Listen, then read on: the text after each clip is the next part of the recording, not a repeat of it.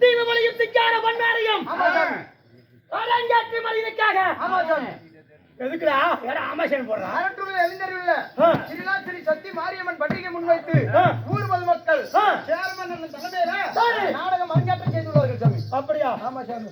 உலக மாதாவா வழங்கி வரக்கூடிய மயிலாண்டவாடி பிரம்மநாயகி மகா மாரியம்மன் தேர்தலை முன்னிட்டு ஊர் பொதுமக்கள் ஒன்று பத்து நூறு சொல்லக்கூடிய வழக்கை வசூல் செய்து இன்னும் சேர்மன் தலைமையில ஒரு நாடகம் நிகழ்ச்சி அரங்கேற்றம் செய்துள்ளார். அரங்கேற்ற மேடையிலே நான் வேலை விட்டு வெளியே வந்தேன்.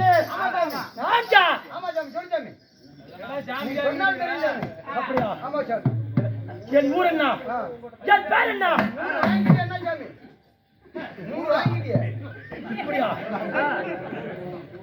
என்ன கல்விக்க? என் ஊர் என்ன? என் பேர் என்ன? அப்படியா? என் தாய் தந்தையா என்று தெரியுமா? ஐயோ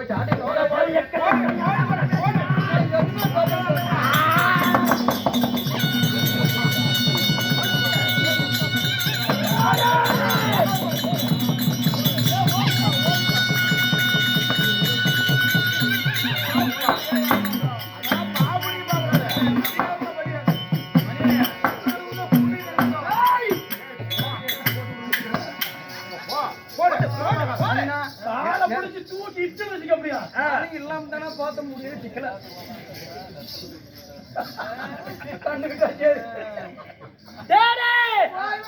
நான் யார் என்று அறிக்கை செய்கிறேன்.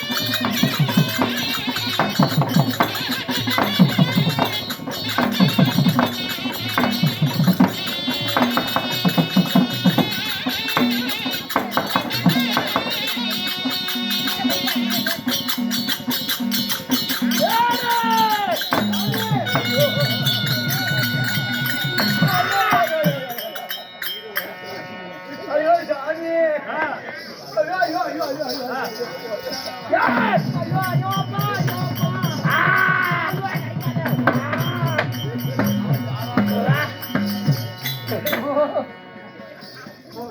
சாமி என்ன சாமி என்ன கடிக்கும்போது பணம் ஆயிரத்து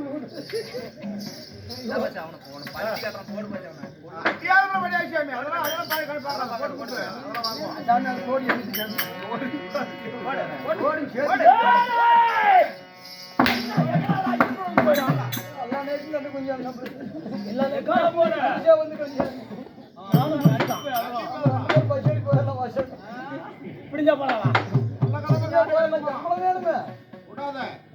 ஓஹோ எனக்கு தடுப்பூசி சாமி பார்த்தோம்னா என்னடா நினைக்கிறேன்?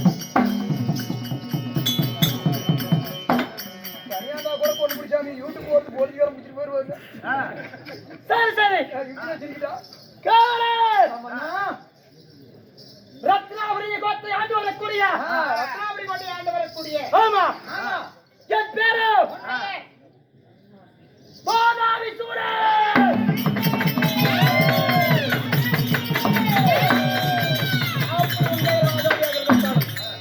உண்மையில் மாதாபிசுர மன்னன் ஆமா மாதாபிசுராக தட்டால் உன்னை ஈண்டெடுத்த தாய் தந்தையார் இப்பேற்பட்ட ஆண்களை பெற்றெடுத்து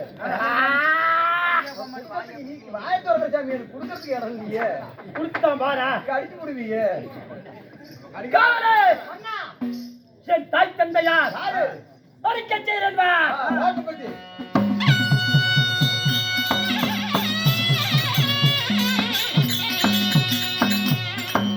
அடங்கா இங்கே அடித்தா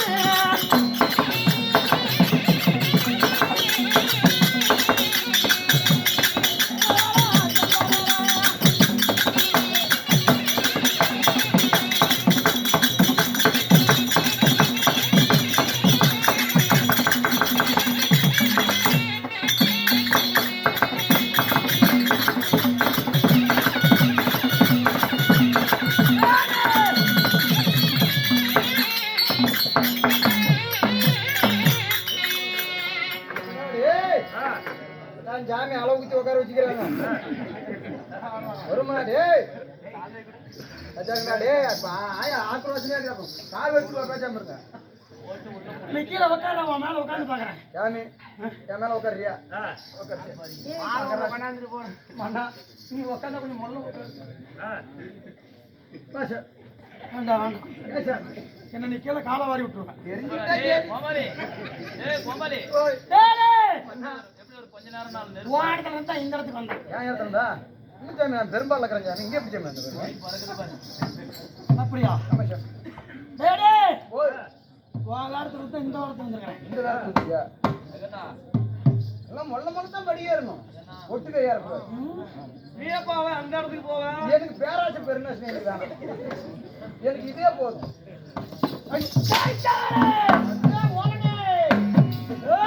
அண்ணா சேர் உடைச்சு போச்சுன்னா 500 ரூபாய் கொடுத்துருவாங்க சேரை உடைக்க மாட்டேன் வரதே 1000 ரூபா அதுல 500 ரூபாய் போச்சு பெட்ரோல் 200 ரூபாய் போச்சு மகட்டும் இப்படிதான் போகும் எப்படி கை கட்டி போனா போட்டு விடுறா போனா புண்டு வச்சுட விடுறா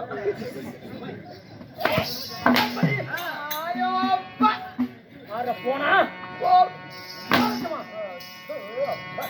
சாமி இதுக்கு முன்ன கல் உடைச்சிட்டு இருந்தியா ஏண்டா சட்டி எடுத்து இப்படி அடிக்கிறாங்களே கல் உடைக்கிறாங்க ஆடாத பட்டை சாமிலாம் ஆடி காத்துறாங்க இல்லையா ஒன்னல்ல இன்னொரு பக்கம் சேர்ந்து கூட தூக்கி போட அடிச்சுடுவேன் ஹோட்டல் வளர்த்துறதெல்லாம் இங்க சொல்லக்கூடாது சாமி அப்படியா சரி எப்படி சேர்மேன் நம்ம 100 ரூபாய் கொடுத்துறாப்புல பெட்ரோலுக்கு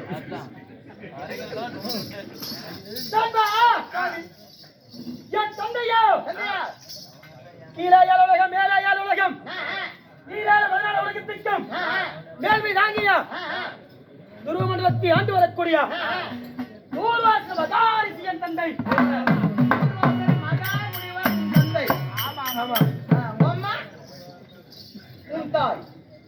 அப்படி நண்பா அப்படி தூர்வாசைப்பட்டவர்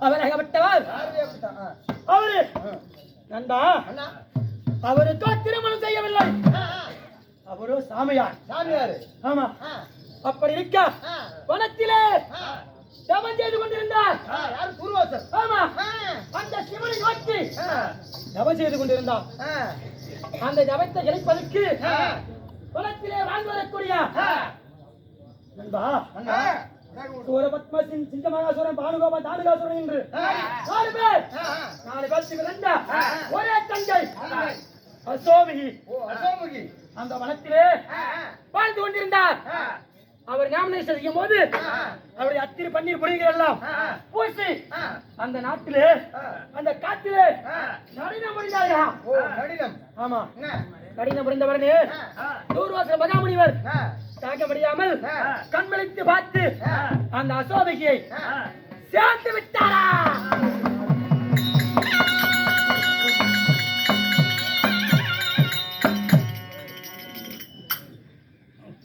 அப்படி சேர்ந்தவனே நான் ஒருவன் பிறந்தனா என் உடன்பிறப்பையா நண்பா நான் பாலாவி பிறந்தேன் என் உடன்பிறப்பு யார் தெரியுமா மோட்டக்கண்ணன்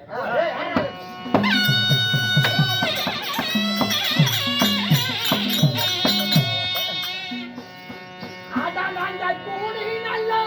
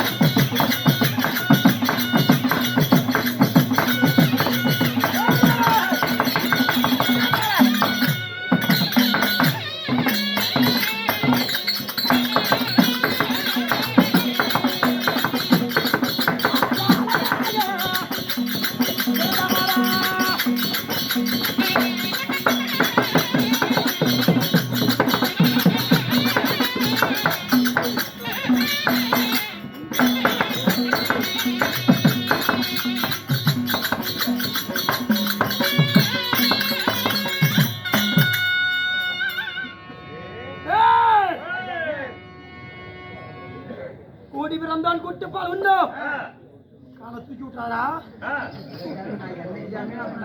யாரையுமே நான் காலத்துக்கு உள்ளாத பாக்குறேன் கிடைக்கல. வல்லவனி நட்டுமா வழுக்கு பாரு இல்ல சாமி சேர முடிஞ்ச 500 ரூபாய் பணமா நாங்க ஒண்ணும் பண்ணலப்பா. நான் அப்படி செய்யறாங்க நம்ம மந்திரி எப்படி பண்ணுவாரு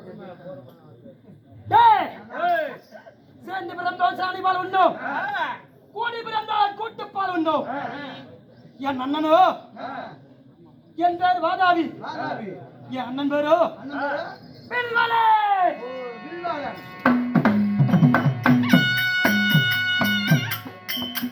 வாதாவி பில்வலன் அண்ணன் நம்பி இருவர் பிறந்தோம். பிறந்த உடனே என் தாய் பார்த்தது என்ன 2 பாத்தி பார்த்துட்டு 300 அடி உயரம் 200 அடி அகலம் பிறந்த உடனே பரட்ட தலையோடு முரட்டு கோபத்தோடு பிறந்த உடனே என் தாய் பயந்து அஞ்சு பயந்து பணத்திலே 2 குழந்தையும் வீசிவிட்டு போனது. ஆமா நாங்க சின்ன சிறுபிள்ளையா பிறந்த உடனே வீர தீரமான உடனே பணத்தில் இருக்கக்கூடிய சிங்க புலி கரடி சிரத்த சென்னாய் எல்லாம் புடிச்சு தின்னோம். அதுவும் இல்லாத நர மனிதனையும் தின்போம். ஆமா அப்படி தின்ன உடனே வரக்கூடிய அர்தேசி பர்யாசி சங்கிமார் சோகிமார் தந்திரமாக பிடிச்சு சாப்பிடுவோம். காலை கீழே விடுறா இந்த காலம் அப்படி தின்ன கொண்டு இருக்கும்போது யதார்த்தமா எந்திரிச்சிடாதா? இல்ல சாமி நீ எந்த எந்திரிச்சுக்க எப்படி ஆளு முடிக்கலாம் ஏற்பாடு பண்றான். இல்ல சாமி நான்லாம் அப்படிப்பட்ட ஆளு அப்படி இருக்க இத்தனை பேர் நல்லா வச்சுக்கிட்டேன். இத்தனை பேர் இருந்து சாப்பிட்டாலும் அத்தனை பேர்த்தையும் எப்படி சாப்பிடுவோம்? அப்படின்னு ஆள விடல எப்படி சாப்பிட்டீங்க சொல்லுங்க. என் காலை கீழே விடு உன் காலை என் கையில கொடு. நான் அப்படி நான் மன்னனுக்கு நான் காலை கொடுத்து பழக்கம் இல்லை. எப்படி சாப்பிட்டோம்? எப்படி சாப்பிட்டீங்க? வரக்கூடிய சித்தர்களோ பக்தர்களோ வந்தா அவங்களுக்கு வேணுங்கிற கனிகள் கொடுத்து அவரை வந்து அந்த கனியாய அண்ணனா இருக்காரு வில்வலன். ஓ உங்க தம்பி வில்வாளன். அண்ணன் வில்வலன். அண்ணன் வில்வானா? வில்வலன். சரி சரி சரி. அவனை ஒரு கனியா சமைத்து வரக்கூடிய ஏழை பரிதேசர்கள் அன்னம் விடுவோம். அன்னத்தை சாப்பிட்ட உடனே தம்பி வில்வலா அப்படின்னு ஒரு வார்த்தை நான் கூப்பிட்டால் அந்த பரியாசியுடைய வகுத்திலிருந்து சவத்தை கிழித்து அவனை கொண்டு குமைத்து விடுவார் என் அண்ணன்.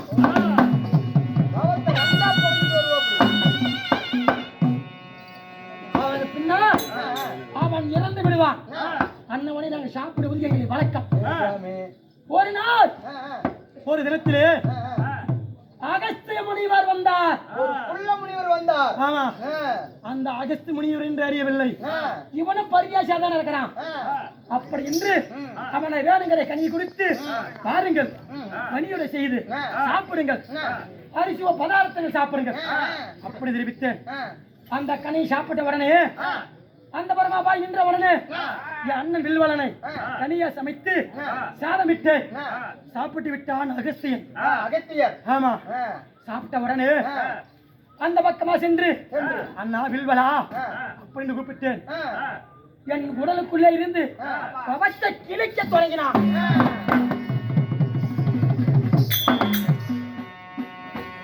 உடனே அந்த அகஸ்திய முனிவர் அவன் வில்வலாகவும் அவன் ஜீர்ணாவை என்று என் அண்ணனை வில்வலனை கொன்று குவித்து விட்டாரா.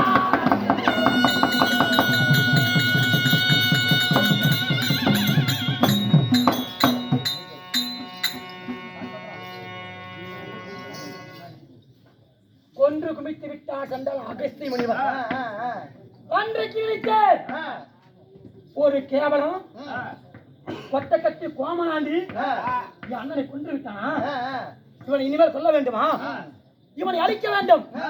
எவனா இருந்தாலும் சரி, என் அண்ணனை கொன்னவனை தேவர்கள் மோவர்கள் சித்தர்கள் பக்தர்கள் தொண்டர்கள் அனைத்தையும் ஒழிக்க வேண்டும். அப்படி என்று என்ன செய்தார்? ஆலோசனை செய்து பார்த்தேன். நான் இருக்கக்கூடிய வளர்த்தியே பெரிய பணமரத்தை பிடிங்க எட்டேன். அப்படி பணமரத்தை பிடிங்க நெட்ட. ஆமா, பணமரத்தை நிட்டு அதுக்கு மேலே கடப்பாறை என்று செப்பு ஊசியை அதில் நட்டு என் சிரத்தை அந்த செப்பு ஊசியால் தலைக்கீழ குத்தினேன். குத்தி ஓ நமச்சிவாயா, ஓ நமச்சிவாயா, ஓ நமச்சிவாயா, ஓ நமச்சிவாயா என்று சிவனை கோரி தவ செய்தேன். என் தவத்தை வச்சு சிவன் வந்தான். சிவன் வந்தவுடனே என்ன வர வேணும்? தலையே கடப்பாறை இருப்பு கம்பையால குச்சி நெத்தத்தை ஆறா வருகிறது. என்னை கோரி தவ செய்கிறாயே, ஏன் காரணம் அப்படி கேட்டார். நான் தெரிவித்தேன், என்னை கொல்ல வேண்டும் என்றால் ஒரு தாயோட கருவறையில் இருந்துதான் ஒரு மனிதன் பிறக்க வேண்டும். ஆனா ஒரு தாயோட யோனி வழியா எவன் பிறக்கலையோ அவன் தான் என்னை கொல்ல வேண்டும்.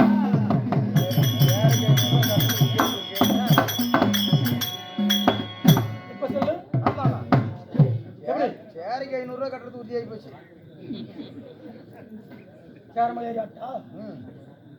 சாமி நீ ஆடு சாமி, எனக்கு ஆடு தெரியாது. யோனி வழியா எவன் பிறக்காமலே பிறந்து வருகிறானோ அவன் தான் என்னை கொல்ல வேண்டும் என்று பணத்தை வாங்கி எனது கடலிலே ரத்னாவளி பாத்தை பயந்து செல்லக்கூடிய சிற்பியால உருவமாச்சு தென்கோடி சமுத்திரத்திலே நான் கடலிலே என் கோட்டையை உற்பத்தி செய்து அந்த கடலே வாழ்ந்து கொண்டிருக்கிறேன். அப்படி வாழ்ந்தாலும் சிவனிடத்திலே வரத்தை பெற்றாலும் நான் வாழ்ந்து வந்தாலும் எனக்கு மனைவி யார் தெரியுமா? எத்தனை மனைவி கட்டி இருக்கிறேன், எத்தனை பிள்ளை பிறந்திருக்குது தெரியுமா? சொன்னா தானே தெரியும். ஓட்டரக்கண்ணா ஓட்டுறாங்க. டேய்